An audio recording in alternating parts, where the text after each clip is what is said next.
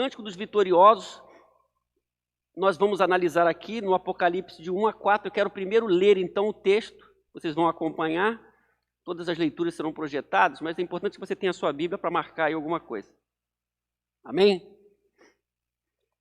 Diz assim a palavra de Deus: Vi no céu outro sinal grande e maravilhoso, 7 anjos com 7 últimas pragas, com as 7 últimas pragas, pois com elas se completa a ira de Deus. Vi algo semelhante a um mar de vidro misturado com fogo e em pé junto ao mar, note bem, os que tinham vencido a besta, a sua imagem e o número do seu nome. Eles seguravam harpas que lhes haviam sido dadas por Deus e cantavam o cântico de Moisés, servo de Deus, o cântico do Cordeiro. Grandes e maravilhosas são as tuas obras, Senhor, Deus Todo-Poderoso. Justos e verdadeiros são os teus caminhos, ó Rei das nações. O verso 4 diz assim: quem não te temerá? Quem não glorificará o teu nome? Pois tu somente és santo, todas as nações virão à tua presença e te adorarão. Pois os teus atos de justiça, note bem, pois os teus atos de justiça se tornaram manifestos. Amém? Se você não está acompanhando essa série pela manhã, é bom você estar inserido no contexto do livro do Apocalipse. O livro do Apocalipse é um livro de esperança.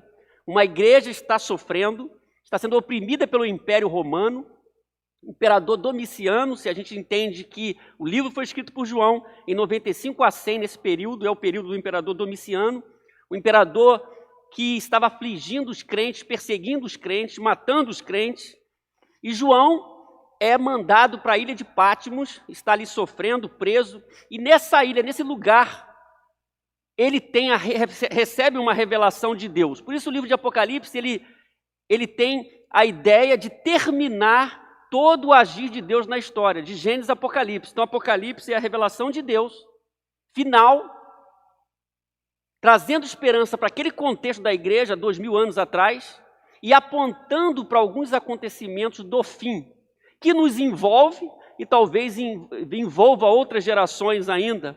Nós temos percebido sinais deste fim como dores de parto daquela que vai ter um bebê.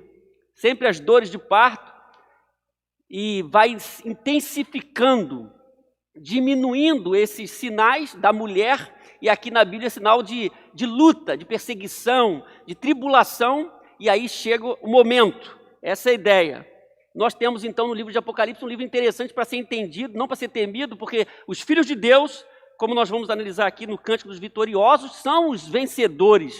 Vencem, como nós já vimos, pelo sangue do Cordeiro. Amém? Amém? O verso 1 começa dizendo assim: vi no céu outro sinal grande e maravilhoso. Esse sinal somente é aqui chamado de grande e maravilhoso. Nós já vimos atrás que há uma expressão similar a essa no sinal da mulher. Nós vimos que o livro de Apocalipse tem 7 personagens. Nós analisamos na semana passada no capítulo 12. E no começo diz, lá no capítulo 12, 1, apareceu no céu um sinal extraordinário, uma mulher vestida de sol. É uma ideia do povo de Deus, no passado e no presente, não é? E diz lá, no capítulo 12, semelhante aqui, que era um sinal extraordinário. E também no 12:3, diz que apareceu outro sinal, se referindo ao inimigo, o dragão, que é declaradamente o diabo, Satanás, não é? Satanás, uma expressão do Antigo Testamento, o diabo, uma expressão do Novo Testamento, mas é importante notar que no capítulo 12 aparece essa questão do sinal. E aqui diz, no texto que nós estamos trabalhando, no verso 1, vi no céu um sinal grande e maravilhoso. Então, nas 3 passagens, essa passagem ela se destaca porque diz, vi um sinal grande e maravilhoso. É interessante perceber isso. Esse cântico, então, envolve um momento da manifestação poderosa de Deus, final sobre a terra, conforme vimos hoje pela manhã. Deus está levando a história para o seu fim. O texto está antecedendo aí, o 1-8 antecede a manifestação do juízo de Deus. Como que nós entendemos esse juízo? Nas 7 taças. As trombetas anunciaram e as taças chegaram. É uma ideia interessante. Então Deus vai se manifestar de forma final. É o que o texto do capítulo 15 está preparando para o 16, conforme vimos hoje pela manhã. O verso continua dizendo, pois com elas se completa a ira de Deus. Muitas vezes as pessoas não entendem a Bíblia, nós temos que entender o conjunto da obra. Eu sempre falo isso para vocês, que nós devemos entender o Deus que se revela. Deus foi se revelando. Desde o começo, profetas, todo o período da história do povo de Israel, no Novo Testamento, e desde o Antigo Testamento, sempre há a ideia do juízo de Deus. Do juízo de Deus. É importante que no Novo Testamento nós temos essa ideia que está aqui, para a ira de Deus no final, o que o texto está falando que nós estamos lendo. Mas no Novo Testamento nós temos pelo menos algumas ideias que nos levam a essa mensagem sobre o juízo de Deus, sobre a ira de Deus final. O próprio João Batista, Mateus 3,7, vai nos dizer assim, quando vi que muitos fariseus e saduceus vinham para onde ele estava batizando, disse-lhes, João Batista disse, raça de víboras, quem deu a vocês a ideia de fugir da ira que se aproxima? Da ira que se aproxima. É importante dizer, meus irmãos, que desde o começo do Novo Testamento nós estamos nos últimos dias. Na visão bíblica, nós já estamos nos últimos dias. O próprio João Batista está falando isso para esse grupo de saduceus e fariseus. Paulo vai dizer assim, contudo, por causa da teimosia e do seu coração obstinado, você está acumulando ira contra você mesmo, para o dia da ira de Deus, quando se revelará o seu justo julgamento. Sempre a ideia do justo julgamento. Paulo escrevendo aos Efésios e Colossenses, terminando essa ideia do Novo Testamento, Paulo diz assim aos Efésios e aos Colossenses. Aos Efésios ele diz assim, ninguém se engane com palavras tolas, pois é por causa dessas coisas que a ira de Deus vem sobre os que vivem na desobediência. Aos Colossenses ele diz assim, é por causa dessas coisas que vem a ira de Deus sobre os que vivem na desobediência, que é uma ideia igual aos Efésios, muito que tem a carta aos Efésios, nós encontramos aos Colossenses. Então, nós temos aqui do desenvolvimento dessa ideia da ira de Deus no Novo Testamento. Só que aqui é uma manifestação final do juízo de Deus nessa transição das trombetas para as taças que nós vemos aqui. Devemos lembrar, então, que esse texto, sobretudo o capítulo 12, está evocando aquela ideia do êxodo, das pragas, do livramento de Deus, do governo egípcio que oprimia, como o Império Romano oprimia. O governo humano no Novo Testamento é a besta que sobe do mar, não é? Identificada por um poder naquele momento, e no final se levantará também um poder semelhante a esse. Quando lemos então esses versos, nós devemos entender essa figura do êxodo, do poder de Deus, como Deus derramou seu poder nas 10 pragas, libertando o povo de Israel, e muitas daquelas visões que nós vemos nesses capítulos, nós vimos no livro de Êxodo. Então é interessante. O verso 2 antecede o cântico. É importante esse caminho que eu estou fazendo para você entender. O verso 2 diz assim, vi algo semelhante a um mar de vidro misturado com fogo, e em pé junto ao mar os que tinham vencido a besta, e a sua imagem e o número do seu nome. Nós já vimos isso. Então, essa ideia do mar de vidro, primeiro no livro já apareceu em 4:6, que diz, e diante do trono havia algo parecido com o mar de vidro, claro como um cristal. Então nós temos aqui uma ideia da majestade de Deus. E ao mesmo tempo, o 4:6 fala do mar de vidro, na majestade de Deus, aqui repete em 15:2, só que aqui esse mar de vidro está misturado com fogo, que remete à ideia do juízo de Deus. O juízo que é trazido por Deus. O texto diz também que os vencedores estão em pé lá. Eles são vencedores. Essa ideia do vencedor aqui, para aquela igreja primeira que lê, é importante, meus irmãos, porque, como eu disse, é uma igreja que sofre. Parentes sendo mortos, torturados, perseguidos, e aí eles estão lendo e recebendo essa mensagem dos vencedores. Isso era muito importante para eles. Os que venceram estavam em pé. Tantas vezes oprimido diante do imperador romano, e diz o texto, eles estavam em pé, venceram, estavam em pé. Foram dadas a eles harpas, e eles estão representando aqui os vitoriosos. Nós lembramos das promessas de Deus, nós não podemos esquecer das promessas de Deus. Aquela igreja que sofria, não podia esquecer das promessas de Deus.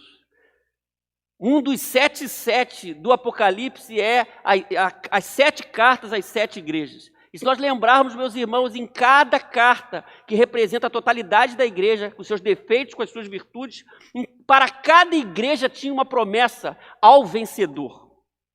Vamos ver rapidamente. Quando começa a primeira igreja, a Éfeso, Jesus está falando: ao vencedor darei o direito de comer da árvore da vida que está no paraíso de Deus, que é uma figura de Gênesis, paraíso. Agora tudo restaurado, não é? Ao vencedor darei o direito de comer da árvore da vida. Nos remete essa ideia de Gênesis. Escrevendo à igreja de Esmirna, Jesus diz: o vencedor de modo algum sofrerá a segunda morte, a morte eterna, não é? Não sofrerá a promessa. A igreja de Tiatira, ele diz assim: aquele que vencer e fizer a minha vontade até o fim, darei autoridade sobre as nações. Autoridade ao povo de Deus. A igreja de Sardes, seguindo essa lista, uma igreja que tinha fama, que estava viva, diz assim: o vencedor será igualmente vestido de branco, jamais apagarei o seu nome do livro da vida, mas o reconhecerei diante do meu Pai e dos seus anjos. Olha que promessa. A igreja de Filadélfia: farei o vencedor uma coluna do santuário do meu Deus, ideia de santuário do Antigo Testamento, não é? E muito forte. E dali ele jamais sairá. Escreverei nele o nome do meu Deus e o nome da cidade do meu Deus. E a igreja de Laodiceia é uma igreja muito terrível, mas há uma promessa aos fiéis, diz: ao vencedor darei o direito de sentar-se comigo em meu trono. Amém, irmãos? São promessas para a igreja que são promessas para nós. É interessante, essa imagem é fantástica, e nós devemos recuperar essas promessas. Aqueles irmãos que estavam recebendo essa palavra no primeiro momento, são os que recebem originalmente a mensagem, estão recebendo uma palavra de promessa diante de um quadro terrível de sofrimento. Então, dito isso, nós chegamos ao cântico. Tudo isso estava antecedendo a palavra do cântico dos vencedores. Diz o verso 3 assim: foram dadas aos vencedores harpas. É interessante que no Novo Testamento tem pouca música, mas no Apocalipse tem muita música. Você percebeu isso? Tem pouca música no Novo Testamento, pouca menção de canção, mas no Apocalipse tem muita música, no Apocalipse tem muita celebração, no Apocalipse tem muita expressão de adoração num nível celestial. E diz aqui que eles receberam harpas e cantavam o cântico de Moisés, servo de Deus, e o cântico do Cordeiro, que nos remete novamente àquela ideia do Êxodo, porque quando o povo passou no mar, o mar se abriu e eles cantavam um cântico lá ao registro de Êxodo, capítulo 15, 11, que diz assim: então Moisés e os israelitas entoaram este cântico ao Senhor: cantarei ao Senhor, pois triunfou gloriosamente, lançou ao mar o cavalo e o seu cavaleiro. Amém? Então, quando nós temos essa figura, está fazendo essa menção do passado, sobretudo aí, nesse cântico de Moisés, que ele se estende. Nós lemos o verso 1, é interessante. Por isso, meus irmãos, nós temos aqui, então, a construção desse cântico. Muitas vezes nós cantamos essa canção, talvez sem perceber a dimensão do contexto desse cântico. A ideia é recuperar esse contexto, que a Bíblia precisa ser entendida. E aí nós vamos ver 3 detalhes que envolvem esse cântico dos vencedores que receberam harpas e que estão cantando o cântico dos vitoriosos. Primeira coisa é que o cântico dos vitoriosos, ele enfatiza os feitos de Deus. Quero que você leia, eu vou ler aqui para que as pessoas que estejam em casa não possam ouvir, mas eu quero que você leia, quando eu pedir, eu quero que você leia comigo. Vamos ler essa 15:3a, vamos lá? Grandes e maravilhosas são as tuas obras, Senhor Deus Todo-Poderoso. O Apocalipse enfatiza a soberania de Deus. Por que enfatiza? Porque o Império Romano detinha o poder, ele detinha mesmo o poder humano. Oprimia. Quem não tivesse debaixo do controle romano, chamado da Pax Romana, não podia fazer nada. Então, sempre no Apocalipse a palavra é Deus Todo-Poderoso, Ele que governa. Apocalipse 1:8, a gente viu isso já. Ele que tem todo o poder não está no trono humano, está no trono celestial. E o cântico começa assim, é o conteúdo, meus irmãos. Hoje as pessoas cantam tudo, mas nós precisamos entender o que nós estamos cantando, e por que nós estamos cantando, e para quem nós estamos cantando. Grandes e maravilhosas são as tuas obras, Senhor Deus Todo-Poderoso. O cântico começa assim, é um cântico direcionado a Deus, reconhecendo quem Ele é. É algo significante aqui no Apocalipse, reconhecer os anjos, os serafins. Há muito anjo no Apocalipse, né, porque é uma visão gloriosa do céu. Por isso nós temos muitas manifestações angelicais. E ele diz, as obras são do Deus Todo-Poderoso, grandes e maravilhosas. São as tuas obras, Senhor Deus Todo-Poderoso. Grandes e maravilhosas são as tuas obras. Então, é uma declaração para Deus. Então esse cântico está enfatizando os feitos de Deus. As obras de Deus são grandiosas. A igreja precisava entender isso. O que Deus estava para fazer e estava fazendo, queria fazer, era grandioso. Porque muitas vezes na luta se perde, na provação, a visão de quem Deus é. E às vezes o nosso Deus parece para nós, ou para alguém numa luta, porque ele vai diminuindo de tamanho conforme a pressão vai aumentando, Deus vai ficando menor. Talvez na cabeça de muitas pessoas ali isso estava acontecendo. Eu perdendo meu pai, o meu tio, amanhã eu poderia morrer. Esse era o quadro de opressão, de medo. E o cântico dos vitoriosos está dizendo isso, que as obras do Senhor são grandes e maravilhosas. Ele é o Todo-Poderoso, é o reconhecimento de quem Deus é. Nós adoramos ao Deus Todo-Poderoso. É lamentável perceber nos dias de hoje, em alguns momentos, meus irmãos, que a igreja, ou aqueles que dizem fazer parte da igreja, eles não têm a noção do Deus que eles estão adorando. Eles não têm a noção do Deus que eles estão adorando. Por isso que nessa visão, você que já leu todo o Apocalipse, você percebeu que João, que recebe essa visão, ele fica boquiaberto com o que ele está vendo, ele não consegue ficar diante da glória que está sendo revelada a ele. Tamanha é a majestade de tudo que ele está vendo, não podia ser diferente. Ele está diante de uma revelação espetacular. Então, primeiro, o cântico ele enfatiza os feitos de Deus. As obras são grandiosas de um Deus todo-poderoso. Nós não podemos perder, como adoradores, a visão de quem Deus é.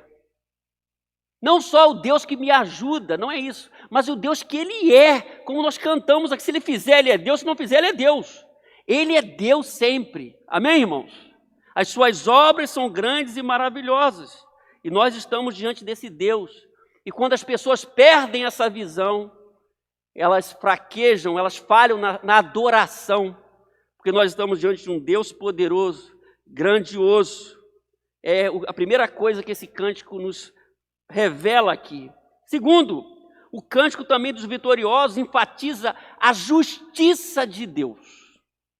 A justiça de Deus. Por quê? Nós já vimos no verso 1 que é a manifestação da ira de Deus nas taças. Alguém podia perguntar, alguém podia comentar, alguém podia pensar, como hoje, que Deus, ele vai aliviar o desobediente no final. Mas o texto está dizendo outra coisa: justos e verdadeiros são os teus caminhos, ó Rei das nações. Esse cântico de adoração, considerando o contexto de 1 e 2, ele está falando que é justo e verdadeiro porque ele está para agir com poder. E como nós vimos hoje pela manhã, o seu poder vai ser incomparável, vai ser tremendo no mundo todo. E o cântico diz: justos e verdadeiros são os teus caminhos, ó Rei das nações. Então a justiça está com Deus. Às vezes as pessoas têm dificuldade de entender os atributos divinos. Eles dizem assim: não, Deus é amor. Mas Deus é amor, Deus é bondade, Deus é justiça, Deus é o Deus imutável, é transcendente, Ele é imanente, são atributos de Deus. Então, o texto está referindo a isso: Ele é justo e verdadeiro nos caminhos que Ele vai fazer, que Ele vai conduzir aqui. Ó Rei das nações. O imperador é o imperador, Deus é Rei das nações, note bem. Então essa visão nós encontramos no Antigo Testamento, da justiça divina que é construída. A Bíblia é a revelação dada progressivamente. Por isso que Apocalipse tem que fechar tudo. Fecha tudo que já foi revelado no final. O Salmo 145 diz assim, olha só, leia comigo.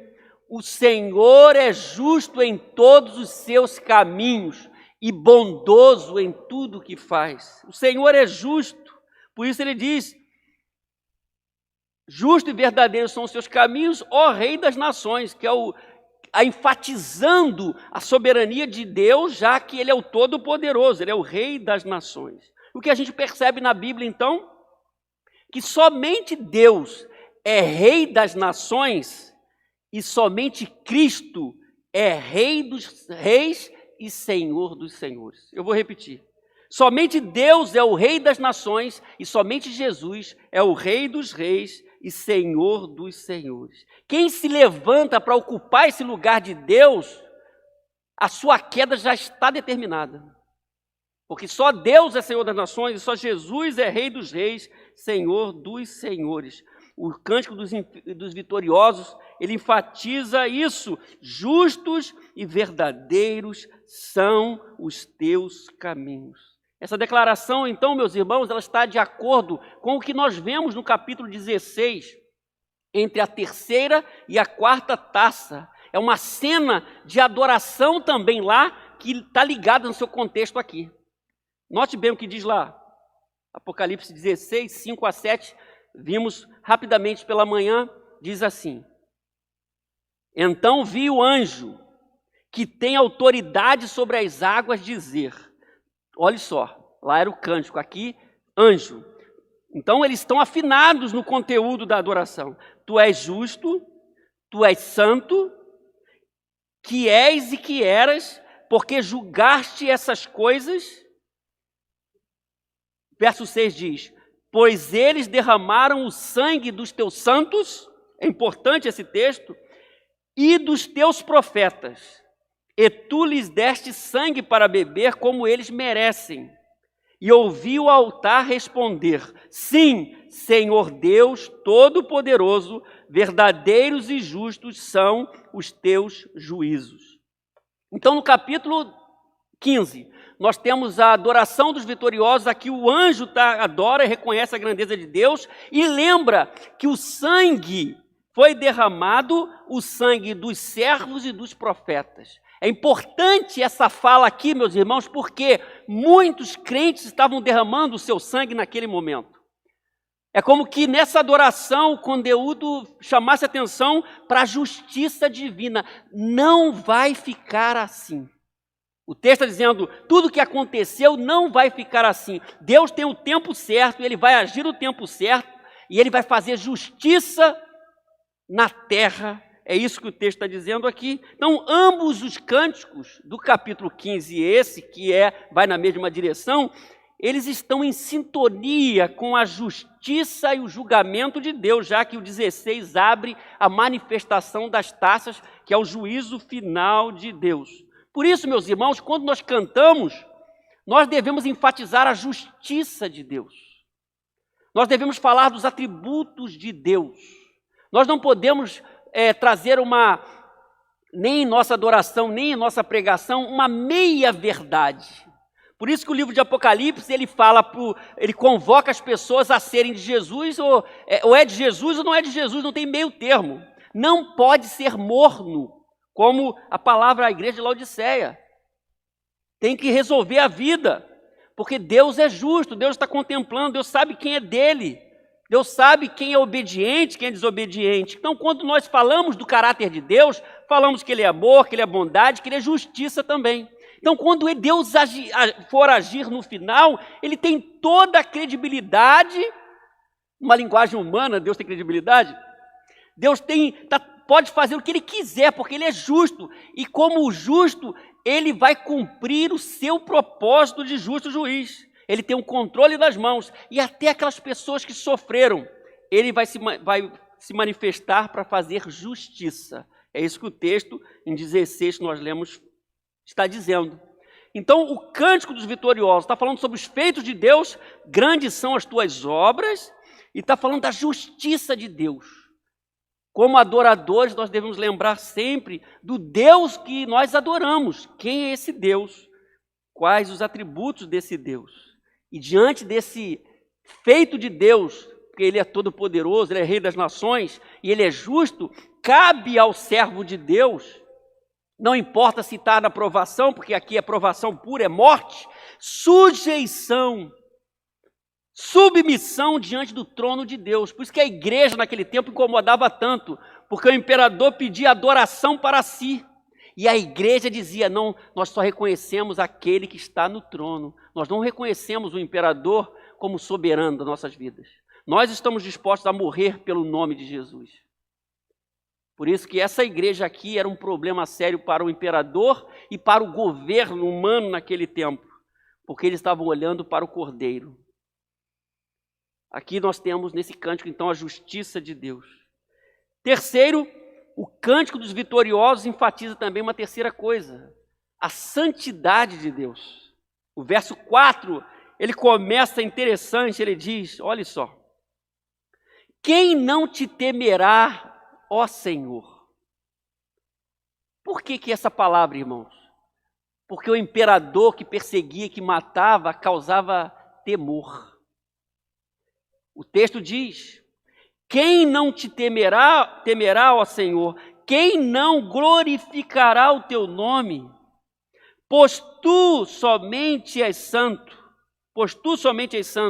todas as nações virão à tua presença e te adorarão, pois os teus atos de justiça se tornaram manifestos. Os atos de justiça está ligada à segunda ideia, de justiça. Então a ideia aqui, no quem não te temerá, é uma ideia de um futuro enfático de negação, que indica que ninguém pode, em tempo algum, deixar de temer Deus quando percebe a sua soberania e seu poder. Eu brincava hoje pela manhã com o Valdemir, eu falei para ele isso em off, né? Ele falou assim, quem é louco para não reconhecer o poder de Deus, a autoridade de Deus? Quem não te temerá, ó Senhor? Então, aqueles irmãos vitoriosos estão cantando isso diante de Deus. Quem não te temerá? Quem não te glorificará? Ou quem não glorificará o teu nome? É interessante essa ideia, porque essa ideia aparece no Antigo Testamento de uma forma muito forte. Por isso nós temos que ler a Bíblia entendendo que Deus falou, que clareou no Novo Testamento e que fechou no Apocalipse. Amém, irmãos? Êxodo 15 diz assim, naquele cântico que Moisés começou, diz assim, olha só, quem entre os deuses é semelhante a ti, Senhor? É uma ideia do Velho Testamento, do Antigo Testamento. Majestoso em santidade, terrível em feitos gloriosos, porque a ideia do terrível também tem ideia positiva, por incrível que pareça, não é? Quando a gente fala assim, um Deus terrível, não só negativo, mas para alguma situação negativa, mas aqui é uma ideia do Deus terrível, Deus poderoso, não é? Majestoso em santidade, terrível em feitos gloriosos, autor de maravilhas. Então, se a gente recupera essa ideia, quando eles passam, o mar se abre e eles estão vendo, note bem, nós temos de 600 mil pessoas a 2 milhões de pessoas, os estudiosos transitam nessa conta das pessoas que foram para o deserto, no mínimo 600 mil tinha, porque há essa menção, eu creio que tinha mais de 1 milhão de pessoas, e o mar abre, e eles passam ali, terra seca, e depois que o mar se fecha e engole o exército egípcio, eles começam a cantar. E não podia ser diferente. Olha só o que Deus fez entre nós, como Ele nos libertou, como Ele nos salvou.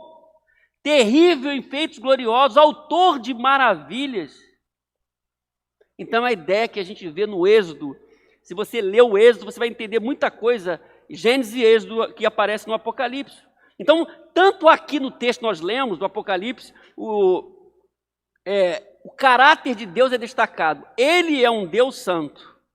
Aqui nós vemos, nos Salmos nós vemos, e nós vemos aqui no Apocalipse, o Deus que é santo. O cântico é um cântico que enfatiza a santidade de Deus. E nós temos então aqui no cântico perguntas que a gente chama retóricas. Perguntas para pensar. Ele diz, quem não te temerá, ó Senhor? É uma pergunta. Quem não te temerá? Diante de tudo que tu és, a tua grandeza, quem não glorificará o teu nome? Meus irmãos, nós passamos 1 ano e meio, ainda falta um arremate para o livro de Jeremias, um sermão, mas nós falamos sobre isso no livro de Jeremias. Muitas vezes eu falei, a Bíblia está se revelando. Em Jeremias 10:7 nós encontramos essa palavra do profeta Jeremias. O profeta Jeremias diz, quem não te temerá, ó Rei das Nações? A percepção do profeta Jeremias já lá. Ele diz, esse temor te é devido. Entre todos os sábios das nações e entre todos os seus reinos não há absolutamente ninguém comparável a ti. Quando o povo estava no declínio espiritual e o profeta Jeremias é levantado para profetizar para o reino do sul, para trazer o povo à percepção de quem era Deus. Então note bem, então a Bíblia ela se encaixa no seu conteúdo. Embora o conteúdo seja revelado, ele vai se revelando cada vez mais, é progressiva a revelação, por isso Apocalipse é o final de tudo. Mas eu não vou entender o Apocalipse e esse cântico sem entender esse conjunto da obra, do contexto hebraico sobretudo. O Salmo 86, meus irmãos, diz assim, lê comigo, não há nenhum Deus como tu, Senhor, não há nenhum que possa fazer o que tu fazes. 9. Todos os povos que criastes virão e se curvarão diante de ti. Eles louvarão a tua grandeza, porque tu és poderoso e fazes coisas maravilhosas. Só tu és Deus. Amém? Então o Salmo é uma declaração direta da adoração, do reconhecimento, da dificuldade, da humanidade do salmista, mas sobretudo quem Deus é. Então nós estamos diante de um Deus santo que é celebrado no Cântico dos Vitoriosos, que é celebrado ao longo da Bíblia. Nós adoramos a esse Deus santo, adoramos a um Deus incomparável. Por isso, quando o conteúdo da nossa adoração é importante, é importante nós lembrarmos isso. O conteúdo, não é, irmão Luiz? Da nossa adoração é importante. Pois nós pensamos que nós estamos cantando, pois nós não podemos cantar qualquer coisa. Nós precisamos cantar e a nossa adoração tem que estar afinada à palavra de Deus. Muito do que se chama adoração hoje, às vezes é adoração humana. Não é adoração a Deus. Quando nós estamos percebendo no Cântico dos Vitoriosos, como se refere a Deus, como se fala com Deus, o que se expressa para Deus. E aqui eles estão expressando essa gloriosa manifestação de Deus. Então esse cântico, olha só, ele está antecedendo o que Deus faria. E seria coisas terríveis. Ele vai agir com justiça. As taças vão ser derramadas. É o momento final da história da humanidade. E o que antecede essa manifestação de Deus é um cântico de adoração a Deus. Por isso, meus irmãos, nós precisamos responder também hoje. Será que a minha adoração está alinhada com o Cântico dos Vencedores, com o conteúdo da palavra de Deus? e como eu me expresso, me posiciono diante de Deus. Porque esse Deus que se revelou a João, que se revelou a Paulo, que se revelou no Novo Testamento, no tempo do Novo Testamento, é o mesmo Deus que nós celebramos. Nós precisamos resgatar a visão de quem é Deus, senão a gente se perde nos movimentos, não é? Que acontecem hoje, perdem a percepção da gloriosa manifestação de Deus. O último texto, Isaías, muito que aparece aqui, da visão angelical aparece em Isaías também, porque a Bíblia se completa. Texto conhecido, eu termino como ilustração. No ano em que o rei Uzias morreu, caracterizou o tempo.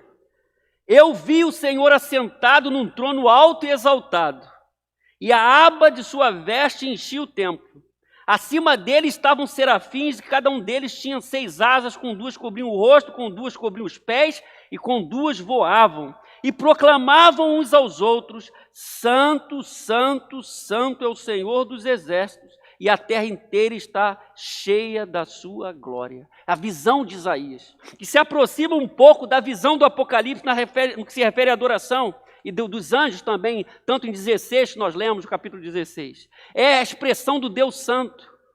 3 vezes santo, não é? Santo, Santo, Santo é o Senhor dos exércitos.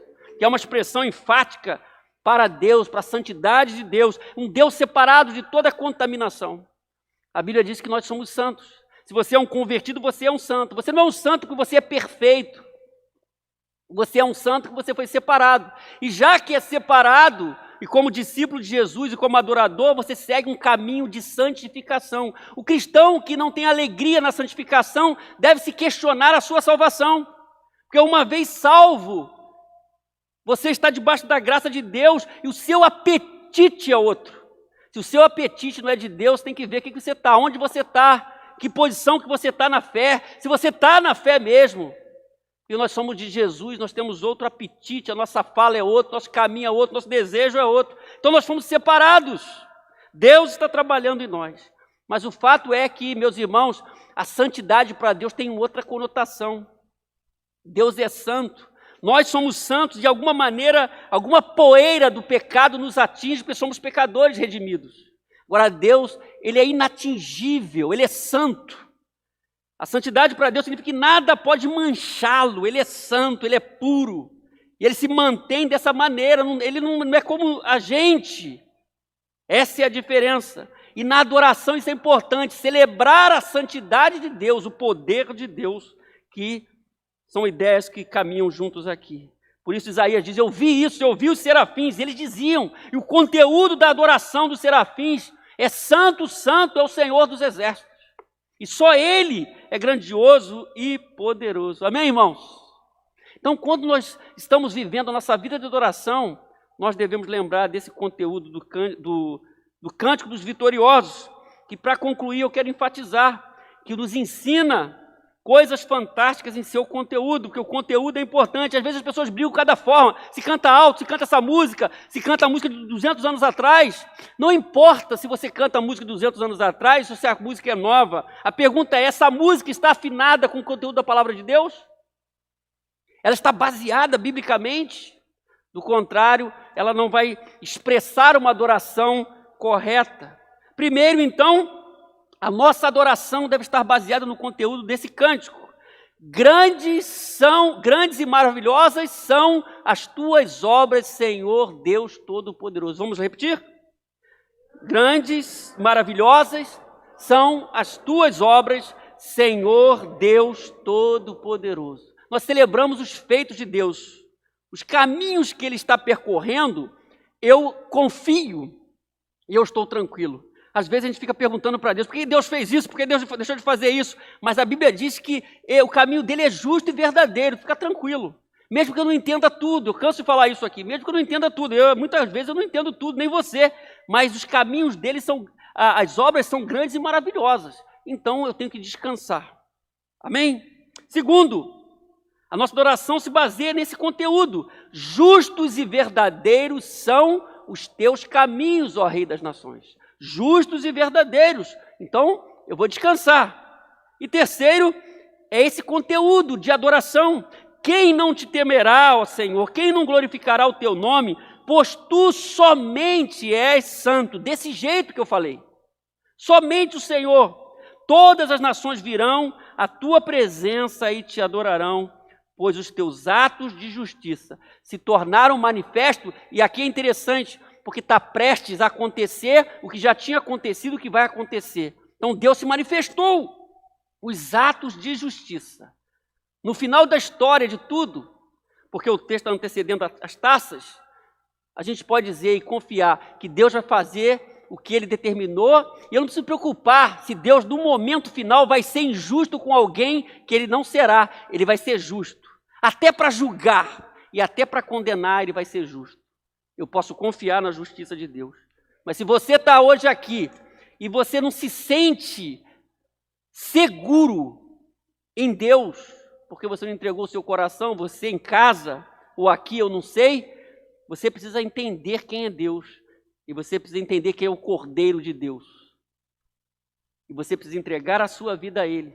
Para que no final de tudo você descanse seguro na justiça divina. Porque você vai estar com o seu nome no livro da vida. E você vai participar também na eternidade do cântico dos vitoriosos. Porque vai chegar um momento da vitória final. A Bíblia fala de vitória, mas haverá uma vitória final e cabal na finalização da ação divina na história. É o que o Apocalipse se propõe a dizer para nós. Nós possamos, então, seguir uma vida de adoração, pensando sempre nesse conteúdo dos feitos de Deus, da justiça de Deus e da santidade de Deus. Amém? Que Deus nos abençoe. Vamos ficar em pé?